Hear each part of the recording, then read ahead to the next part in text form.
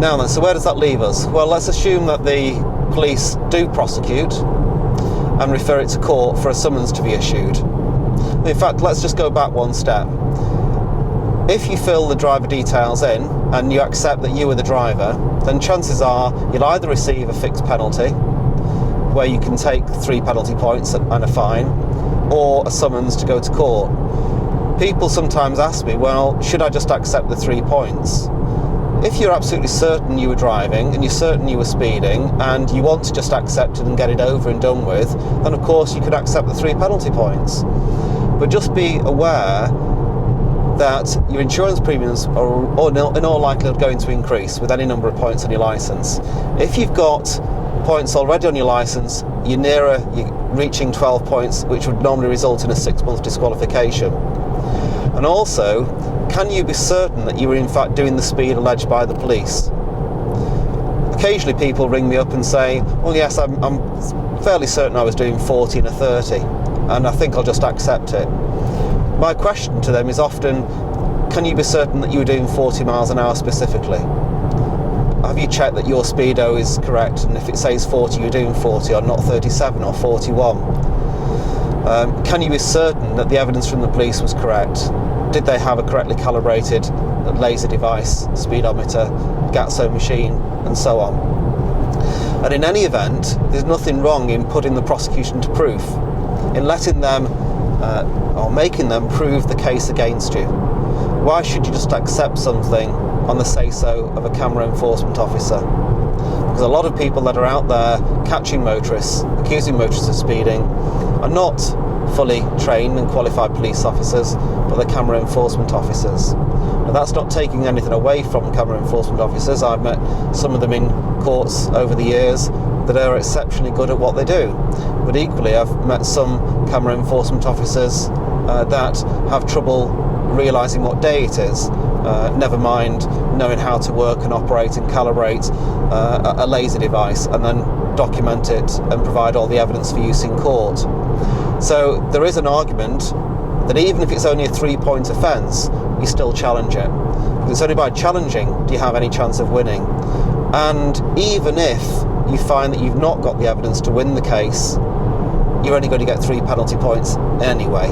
So if your speed is low, especially if you're in the likelihood where you'd be offered a fixed penalty, then you're only going to get 3 penalty points, worst case scenario. So there is the argument of what's the point in accepting 3 right at the start? Why not see the evidence, check the evidence, challenge the evidence with a view to trying to win the case outright? If that's not possible, if it looks like everything is perfect from the police point of view, you can always accept it in 6 months' time once you've seen the evidence and take the 3 penalty points. Of course, there will be some legal costs involved if you're challenging it via solicitors, but it really depends on how important it is to you to try and keep your licence, or to keep your licence clean, or to minimise the points.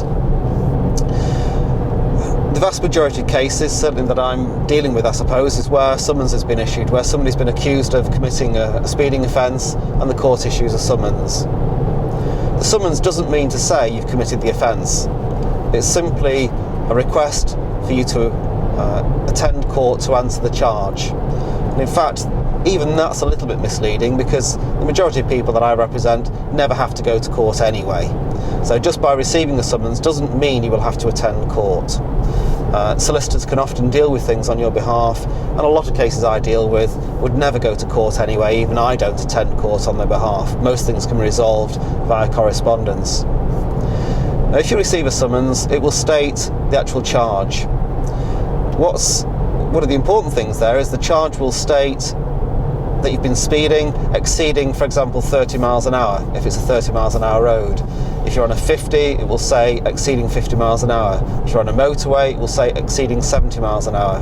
The summons will very rarely state the actual speed that you were travelling at. Occasionally you might have a statement of facts contained on the summons, which gives a little bit more detail, and that would say that you're accused of doing 78 miles an hour on the M1 on such a date at such a time. But quite often that's missing. So the actual charge is exceeding the speed limit on that stretch of road. The actual allegation, the actual offence, the actual speed that you've been accused of doing comes from the police. and that's normally contained on a witness statement that may also be sent out with the summons.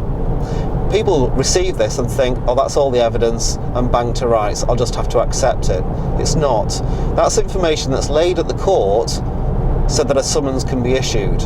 It's not to say that that information or that so-called evidence has ever been tested. It's not.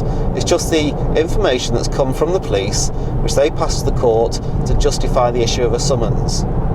Now, most people are convicted by the fact that they accept it. So if you receive the summons and think, oh, I'll just fill this form and plead guilty by post, you're convicted because you plead guilty. The court doesn't see or check the evidence. It simply says, you've been accused of something and you've pleaded guilty, and therefore you'll be sentenced.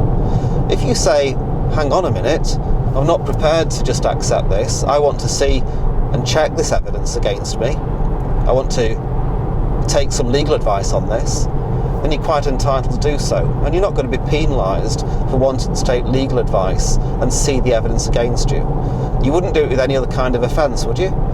If somebody called round to your house this evening and said, oh, it's from the police, we've got evidence of you stealing from Marks and Spencer's, would you hold your hands up and say, oh, well, okay, if it's there, or if you say somebody's seen me on CCTV, I'll just have to accept it? You would say, don't be ridiculous, where's this so-called evidence? You'd want to check, you want to challenge it, you want to see just what's going on.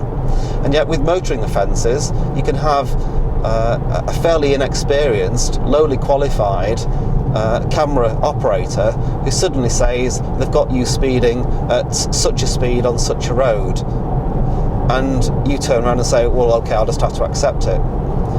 My argument is to challenge it and to check that evidence is in fact correct. Over the years that I've been dealing with motoring cases and speeding cases almost exclusively, I'm constantly staggered as to the number of mistakes that are made by the police, by the camera enforcement officers, by the prosecution service. And clients who, when they first contacted me, said or asked the question, should I just accept it? We've actually gone on and won cases, and some of them have written testimonials that are on the website. And you'll see that they say, I'm so pleased that I did go on and challenge it, I did go on and check it, because the evidence was just not there. When you get to see the evidence, it may well be surprising how little evidence is actually there. Again, it doesn't surprise me just how many mistakes are made by the police on a regular basis.